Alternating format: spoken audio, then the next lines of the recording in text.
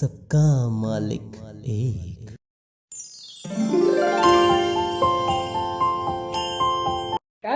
जय साईं। हम साईं सच्चरित्र दोहावली के 21 अध्याय पूर्ण कर चुके और आज प्रस्तुत है अध्याय 22। शेष न चरणन कर सके वर्णन करे न वेद, असवतारी साईं की शक्ति बड़ी अभेद। पाना हो आनंद तो साईं भक्ति होय, चरण कमल का ध्यान कर रहा न दूजी कोय। कृष्ण पक्ष हो मास का चंद्र कला घट जाए, अंत अमावस के दिवस चंद्र नहीं दिखलाए। फिर आए जब शुक्ल पक्ष चंद्र पुनः आ जाए, दो शाखों के बीच से उदित चांद दिखलाए। दूर क्षितिज पर चंद्रमा सुंदर सा दिख जाए, देख दूज का चंद्रमा मन सबका हर्षाए। इसी तरह साईं दिखे देख चित्र में रूप, माघ मास की शीत में प्रातः उजली धूप। पैर मोड़ बैठे प्रभु दाया रहे मुड़ाए, बाएं घुटने पर रखे सुंदर रहा दिखाए।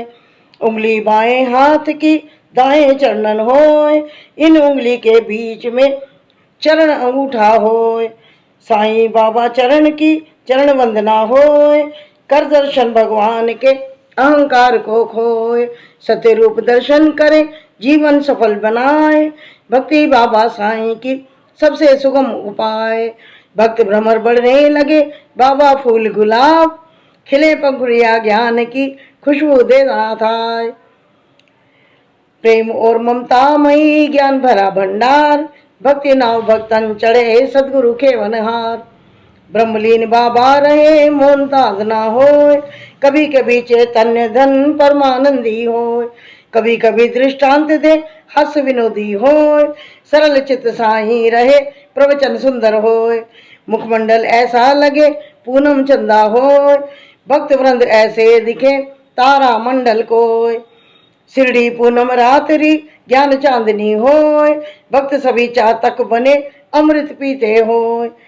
जल वर्षा कण गिन सके वायु दे थमाए, लीला सदगुरु साईं की हमसे कही न जाए। भक्तन पर संकटमयी दुष्टन दुख बरसाए, गोवर्धन उंगली उठा साईं करे सहाय। बाबा साहेब मिरी कर दर्शन करने आए, मस्जिद बाबा भेंट कर चरणन में पड़ जाए। कई तरह की बात हो फिर साईं समझाए, क्या तुम इसे न जानते अपने द्वार का माए। बाबा जी की बात को बाला समझ न पाए, बाबा लंबे से कभी क्या परिचित तू भाई।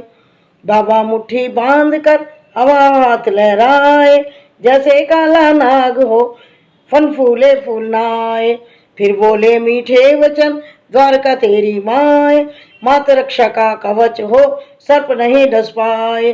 बाला श्यामा चल दिए बाबा आज्ञा पाए, पहुंचे चितली गांव में मंदिर में रुक जाए। बात करें वे देर तक फिर अखबार पढ़ाए, बैठे रहे चटाई पर धोती ऊपर जाए। धोती ऊपर कमर तक एक सांप चढ़ जाए, सी करता रेंगता चपड़ासी चिल्लाए। बाला साहिब कांपते श्यामा मन घबराए, धीरे धीरे सर्प भी नीचे उतर के आए। जो भी बैठे लोग थे लाठी लेकर आए, मार मार सर्प का प्राण अंत कर जाए। साईं सब कुछ जानते जाने तीनों काल, बाला जैसे भगत के हो रक्षक जगपाल। नाना साहिब डेंगले एक ज्योतिषी होय, बापू बूटी से कहे आज अशुभ दिन होए। वह साईं दर्शन करे श्री साईं समझाए, जब तक मैं बैठा यहाँ काल न तुझको खाए। सांझ समय बापू भगत शौच कार्य को जाए, उसी जगह एक सर्प था बापू मन घबराए।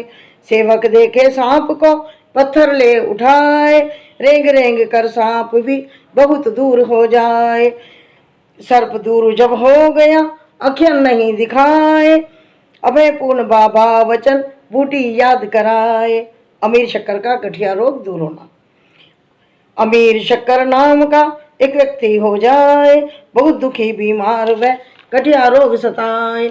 छोड़ सभी निज काम को शिरडी में आ जाए, साईं के सानिध्य में गठिया रोग भगाए। सांप से रक्षा करना। एक रात की बात है, बाबा उसे उठाए, ओ अब्दुल आवाज दे जल्दी से तू आए। सटका मार जमीन पर साईं कहते जाए, कोई प्राणी दुष्ट सा बिस्तर मेरे आए। फन फैलाए कुंडली बाबा लेवे भाप, सभी लोग देखे वहां बैठा था एक सांप। भक्त सभी फिर आए के उसको मार भगाए, अमीर शक्कर भगत की रक्षा की निशाए। हेमांड पंत को बिच्छू सर्प से बचाना। कथा सुने हेमांड जी, एक बिच्छू आ जाए, दाएं कंधे बैठकर उसको रहा लगा। एक व्यक्ति हो जाए बहुत दुखी बीमार, वह गठिया रोग सताए। छोड़ सभी निज काम को शिरडी में आ जाए, साईं के सानिध्य में गठिया रोग भगाए। सांप से रक्षा करना। एक रात की बात है, बाबा उसे उठाए, ओ अब्दुल आवाज दे जल्दी से तू आए। सटका मार जमीन पर साईं कहते जाए, कोई प्राणी दुष्ट सा बिस्तर मेरे आए। फन फैलाए कुंडली बाबा लेवे भाप, सभी लोग देखे वहां बैठा था एक सांप। भक्त सभी फिर आए के उसको मार भगाए, अमीर शक्कर भगत की रक्षा की निशाए। हेमांड पंत को बिच्छू सर्प से बचाना। कथा सुने हेमांड जी, एक बिच्छू आ जाए, दाएं कंधे बैठकर उसको रहा लगाए।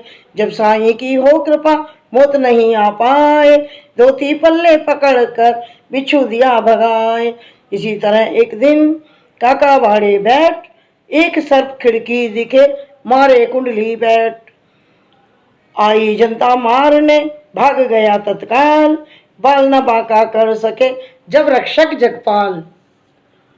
बाबा जी शिरडी बसे भक्तन भक्ति पाए, नाग सांप बिच्छू सभी कभी न डसने पाए। बाबा के सुविचार।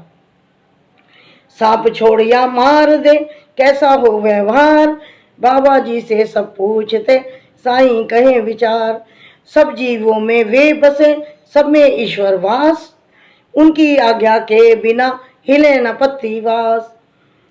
दया करे सब जीव पर छोड़ भावनाहीन, सबकी रक्षा वही करे सबके ईश्वर आधीन।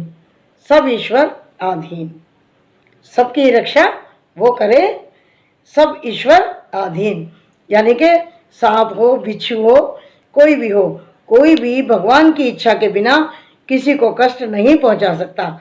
इसलिए साईं कहते हैं कि किसी भी जीव को कष्ट नहीं देना चाहिए, क्योंकि भगवान की इच्छा के बिना वो हमें कुछ नहीं कहेंगे। क्यों नहीं कहेंगे? क्योंकि ये सब जो जीव हैं वे सभी ईश्वर के अधीन हैं। जय साईं राम। अध्याय 22 समाप्त होता है। जय साईं राम।